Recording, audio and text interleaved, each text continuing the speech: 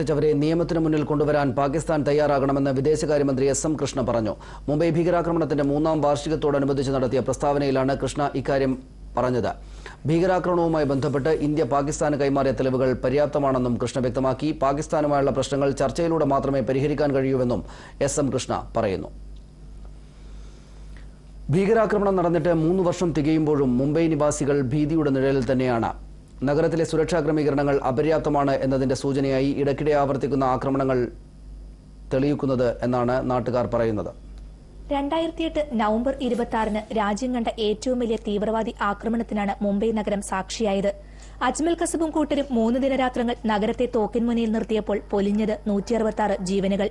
Taj, Oberoi Trident ഹോട്ടലുകൾ, CST railway station, Nariman house എന്നിവിടങ്ങളെല്ലാം നിമിഷനേരം കൊണ്ട് ശവപ്പറമ്പുകളായി. ഈ വർഷം ജൂലൈ 13-നും തീവ്രവാദികൾ നഗരത്തിൽ നാശം വിതച്ചു.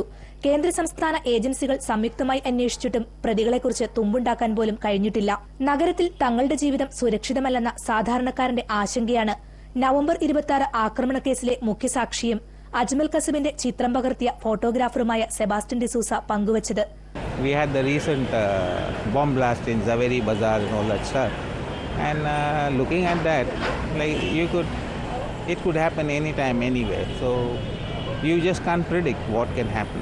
പിടിയിലായ പാക് തീവ്രവാദി അജ്മൽ കസബിന്റെ സുരക്ഷാ ചിലവുകൾ ഇതിനകം 50 കോടി കഴിഞ്ഞെന്ന കണക്കുകളും ആക്രമണത്തിൽ ഇരകളായവരുടെ ബന്ധുക്കളെ അസ്വസ്ഥരാക്കുന്നുണ്ട്. കൊല്ലപ്പെട്ട ATS തലവൻ ഹേമന്ത് കർക്കരയുടെ ഭാര്യ കവിതയും ACP അശോക് കാംതിയുടെ ഭാര്യ വിനീതയും ഇതിനെതിരെ പരസ്യമായി പ്രതികരിച്ചു.